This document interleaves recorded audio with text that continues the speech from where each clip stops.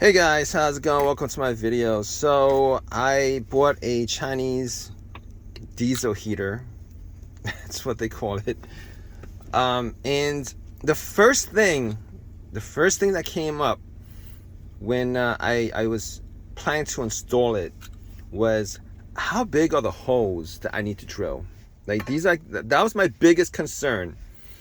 And I looked everywhere. I was online, on YouTube, Google, and funny enough, the one main piece of information that's like the most important to me, and I think this is like the most important piece of information, was the one piece of information that gets left out on every single video, every single link. I've seen anything from, you need 100 millimeter hole, one of these, to you need a 2-inch, 75 millimeter, 50 millimeter, all these numbers that come up.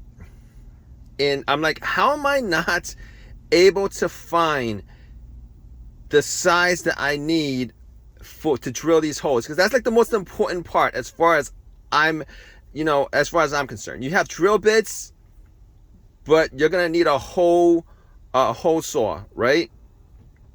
Right? Not a single person puts that information up. I can't find it anywhere on the internet at all. So I'm like, I'm just gonna unpack the box, take this plate, take it with me to Harbor Freight, and I'm gonna size up the hole. 1 3/8. 1 3/8. That number did not come up when I was looking for the exact hole saw bit.